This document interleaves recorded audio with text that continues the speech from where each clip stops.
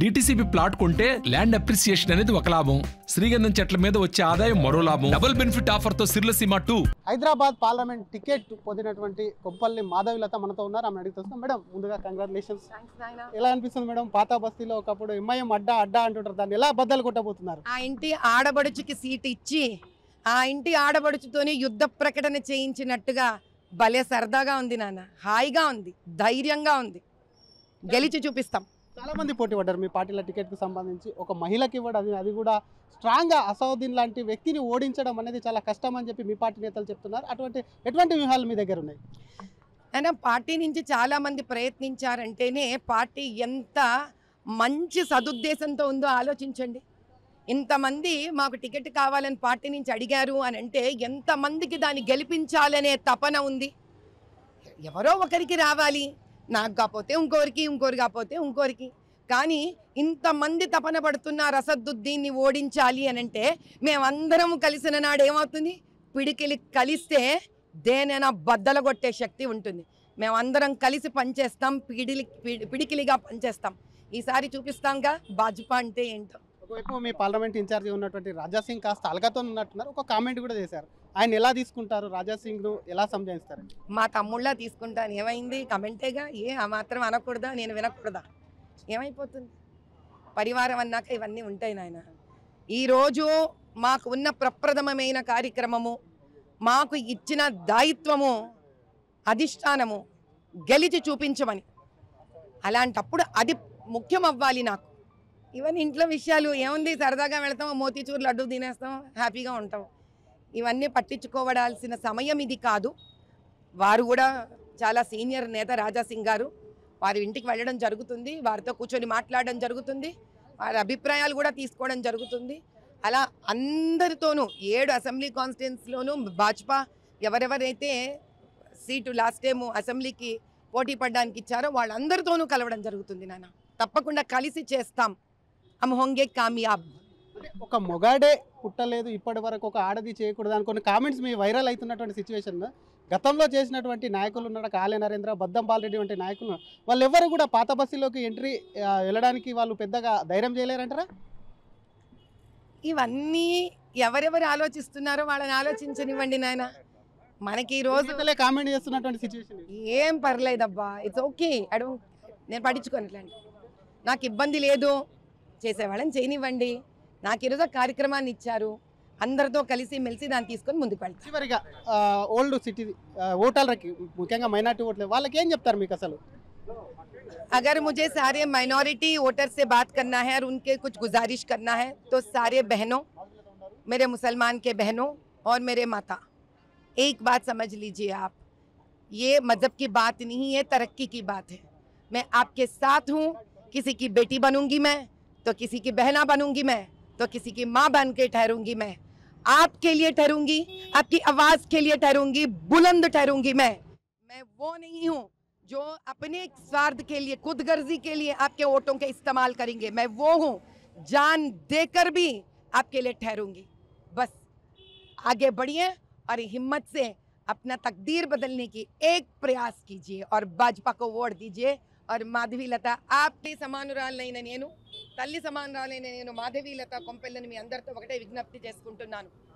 40 ఏళ్లగా జీవితంలో ముందుకు వెళ్ళడం అంటే ఏంటో తెలియని జీవితాలుగా మిగిలిపోయారు అందరూ.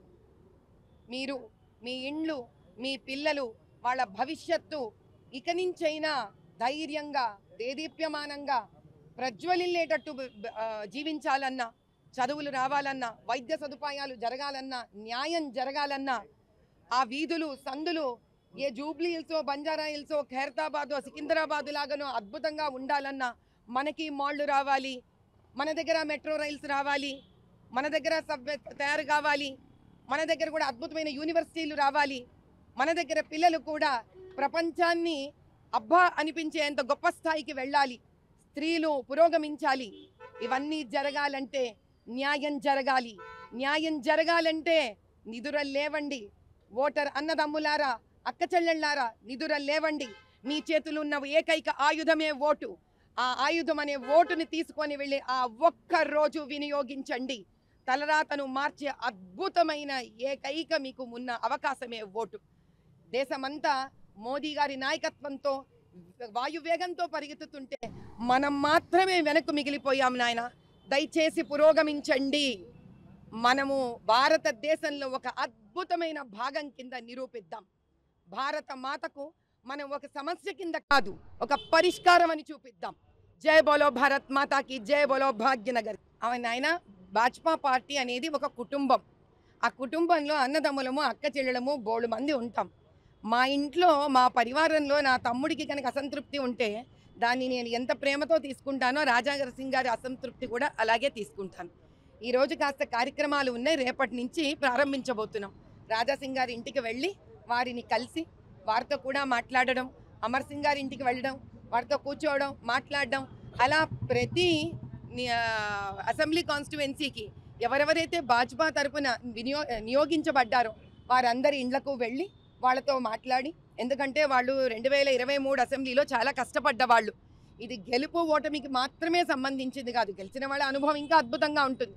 కానీ వాళ్ళందరూ ఎంతో శ్రమపడి కష్టపడి అక్కడ వాళ్ళదైన ఒక భాగస్వామ్యాన్ని వాళ్ళు చూపించారు. కాబట్టి వీళ్ళ అందరి ఇండ్లకు వెళ్ళడం జరుగుతుంది, వీళ్ళతో కూర్చొని మాట్లాడడం జరుగుతుంది, వాళ్ళ ఇబ్బందులు, కష్ట నష్టాలు, వాళ్ళ అనుభవాలను తీసుకోవడం జరుగుతుంది.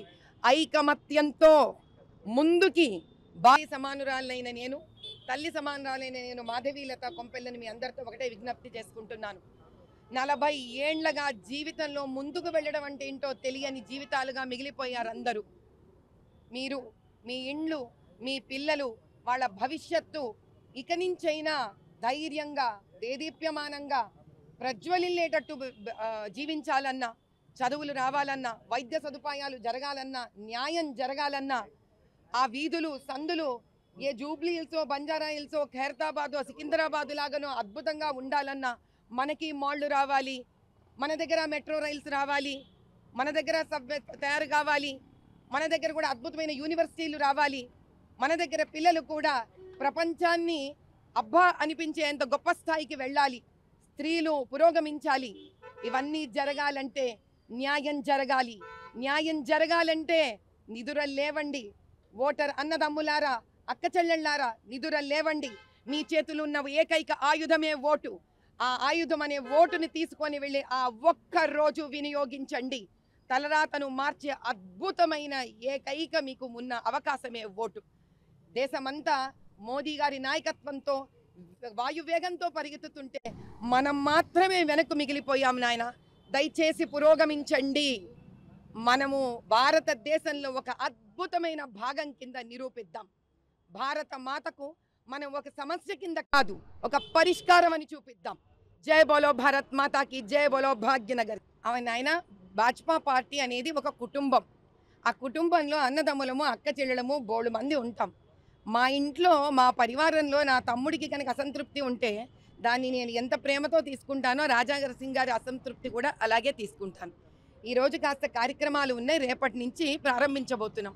రాజాసింగ్ గారి ఇంటికి వెళ్ళి వారిని కలిసి వారితో కూడా మాట్లాడడం, అమర్ సింగ్ గారి ఇంటికి వెళ్ళడం, వారితో కూర్చోవడం, మాట్లాడడం, అలా ప్రతి అసెంబ్లీ కాన్స్టిట్యుయెన్సీకి ఎవరెవరైతే భాజపా తరపున నియోగించబడ్డారో వారందరి ఇండ్లకు వెళ్ళి వాళ్ళతో మాట్లాడి, ఎందుకంటే వాళ్ళు 2023 అసెంబ్లీలో చాలా కష్టపడ్డవాళ్ళు. ఇది గెలుపు ఓటమికి మాత్రమే సంబంధించింది కాదు, గెలిచిన వాళ్ళ అనుభవం ఇంకా అద్భుతంగా ఉంటుంది. కానీ వాళ్ళందరూ ఎంతో శ్రమపడి కష్టపడి అక్కడ వాళ్ళదైన ఒక భాగస్వామ్యాన్ని వాళ్ళు చూపించారు. కాబట్టి వీళ్ళ అందరి ఇండ్లకు వెళ్ళడం జరుగుతుంది, వీళ్ళతో కూర్చొని మాట్లాడడం జరుగుతుంది, వాళ్ళ ఇబ్బందులు, కష్ట నష్టాలు, వాళ్ళ అనుభవాలను తీసుకోవడం జరుగుతుంది. ఐకమత్యంతో ముందుకి భాజపాని ఒక తాటి మీద నిలబెట్టి నడిపించి విజయాన్ని తీసుకొని వస్తాం మేమందరం. మరిన్ని వీడియోస్ కోసం ఛానల్ ని సబ్స్క్రైబ్ చేయండి, లేటెస్ట్ అప్డేట్స్ కోసం వాట్సాప్ ఛానల్ ని ఫాలో చేయండి, అండ్ లింక్ డిస్క్రిప్షన్ లో ఉంది.